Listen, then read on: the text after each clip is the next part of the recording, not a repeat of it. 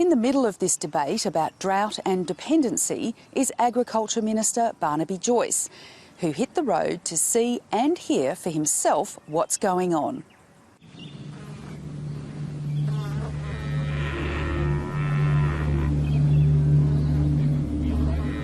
Historically low rainfall and searing summer temperatures have hit Queensland farmers fast and hard. The drought is now so bad, a staggering 69% of the state is drought declared.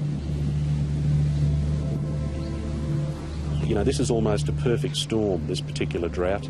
It's gripped Queensland fairly quickly, particularly hot in the recent weeks. You know, the heat waves that have been around the country have sort of landed on top of the developing drought.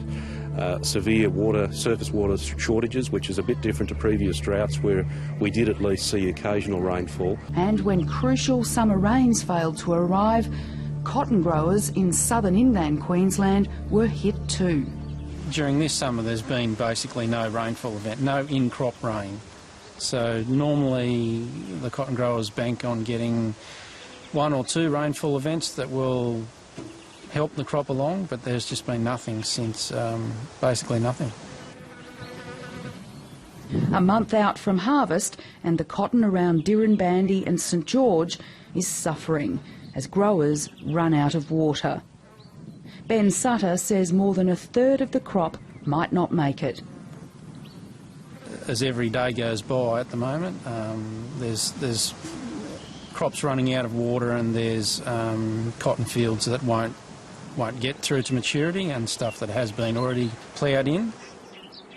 Hamish McIntyre planted 1,300 hectares of cotton, but has had to turn the taps off to 150 hectares as he's run out of water. We had budgeted on growing approximately 20,000 bales of cotton, our family, a year, and this year I'll be very happy if we grow sort of 12 to 13. Normally this time of the year there'd be ski boats going up and down and people really enjoying themselves, canoes and kids jumping off the trees into the river and just generally enjoying water sports. Farmers aren't the only ones running out of water, so has the Ballon River. Mayor Donna Stewart's never seen it this low. And this is the town water supply as well? This is the town water supply. Yeah, this is what we pump out of. Yeah, it doesn't look too good, does it?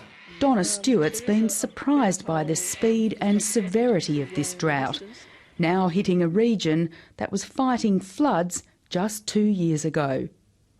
She's hearing more stories of desperation than ever before. They're financially and physically and mentally running on empty. Yeah, nothing left. I think something's got to be done immediately, and I'm hoping that's the message that we can send back through Barnaby to Canberra, that there's got to be measures in place immediately to put some family payments in, and then put some long-term plans in that we don't have to be going to the government all the time. No one wants to go to the government for handouts. We need to see how, the normal period of a wet season ends up in by the end of, say, February, obviously, and then we can look at more. Sorry, I haven't met you, mate. The federal government's been sympathetic, with Agriculture Minister Barnaby Joyce visiting, listening and fighting for millions in drought aid. He's watched with dismay. Same there, no water, no feed, no money, bank's unhappy, can't pay for the groceries, what are you going to do? People start losing hope, and that causes a real sort of emotional crisis with people. There's only one cure in the end, and that's rain. The role that we have is to listen and then to go into bat to try and come up with programs that mitigate and deal with the issues. Barnaby Joyce worries farmers are self-assessing or deciding they won't qualify. There are paid financial counsellors. We put the money on the table to pay these people to help you out. Go see them and make absolutely certain there are not government programs currently in place that you can help yourself with, such as the farm finance package at 4.5%. We've got $420 million put aside for that. We've got money aside to get bores in, and a lot of people are really happy about that because it's giving them greater coverage on their place. Roll Walton says the government could help straight away by cutting the amount of paperwork farmers must fill out to get drought aid. This is his application. I find it extraordinary, to be frank with you. I mean, obviously, the authorities have got to do the right thing and follow it through and make sure that we're not trying to knock them off, but I'm sure you don't have to go quite as far as this at any rate.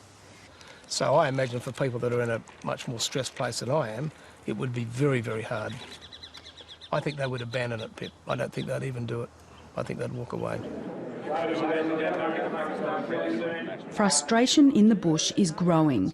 A rural crisis meeting in St George last week pulled a big crowd. The star attraction, Barnaby Joyce, the man with the influence and hopefully the money to help.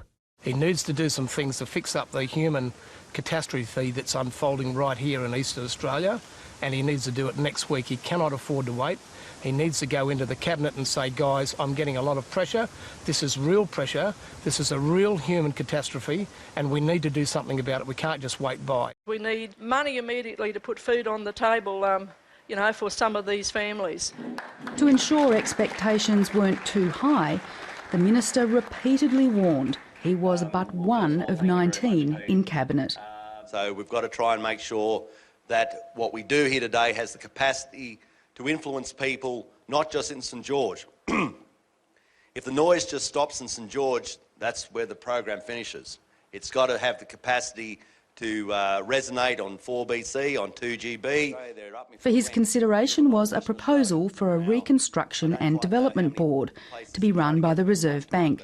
And that is a way to build a financial solution to financial problems and sort out financial issues without involving all sorts of government interventions and all this sort of stuff. It's to set up and deliver financial packages which have got a chance of working. Mark McGovern says the board would deal with what he called Australia's systemic and serious rural debt problems. They need to be addressed through a financial arrangement. And we need some sort of organisation to do that. The banks by themselves, the commercial banks, aren't in the position to be able to do this sort of thing. A private member's bill to create the board is before Parliament. I have no major philosophical problem with that. But it's the endeavours that are required on a political format to get to that spot are immense and long-term.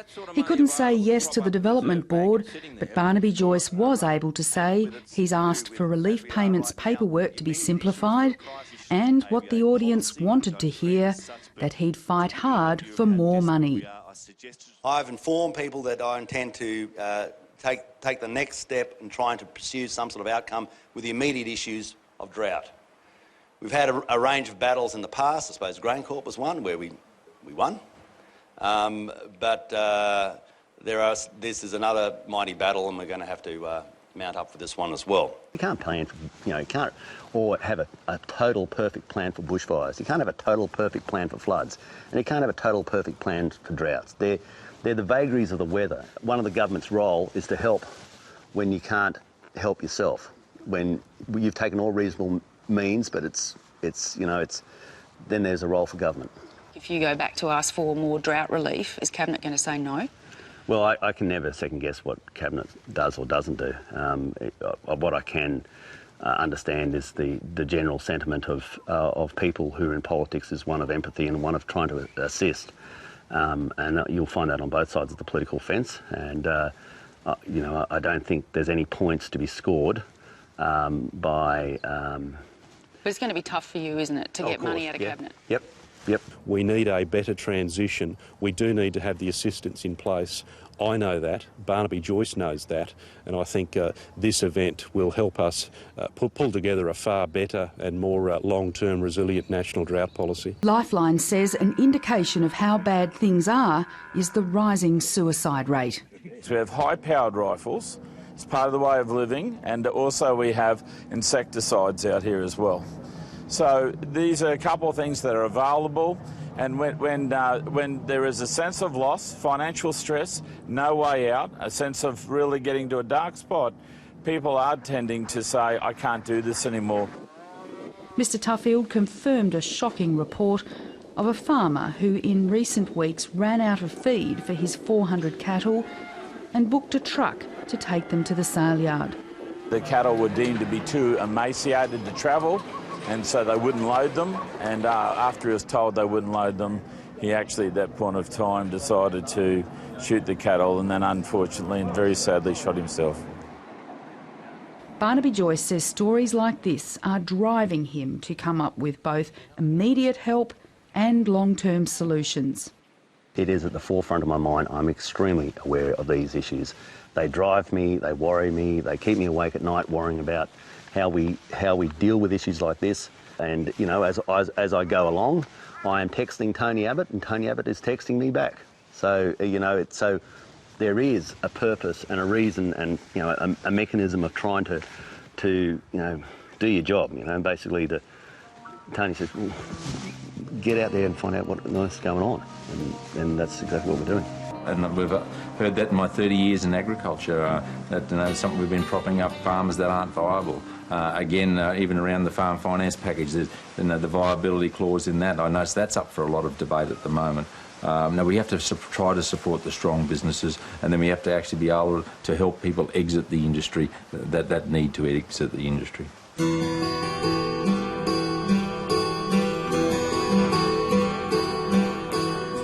One farmer who believes he has a viable business and has planned well is beef producer and cotton grower Hamish McIntyre. His property at Dirranbandi received a pitiful amount of rain last year, so many of his 3,000 cattle have been sold or sent for agistment or lot feeding. The breeding herd has been moved to his second property at St George, where Hamish and his staff are kept busy mixing and feeding them drought rations. Have you prepared for this? Well, from the point of view, yeah, we have. We decided to bale all our pigeon pea hay, our trap crop from cotton, bale some barley and wheat straw, and obviously keep the cotton seed. So, you know, and if things had improved, we would have sold those products. So, yes, you can say, I suppose, we're prepared for it, but you know, in a normal year, we would have marketed all those commodities. But you know, in this sort of situation, we're feeding into our own livestock. Hamish applied for fodder freight subsidies during the last drought, but has no plans at this stage to apply for help. Should governments pay farmers when droughts are on, or should farmers be prepared and be more self-reliant?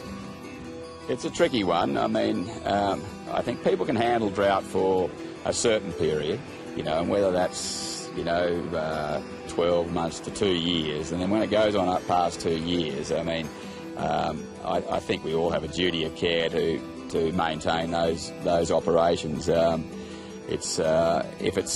If it happens every, you know, if it's a short-term thing all the time, I think we all have got to manage it ourselves. But in extreme situations, when it goes on for a couple of years, where people can't be diversified, you know, I think we all need to do our share to help them. Yes.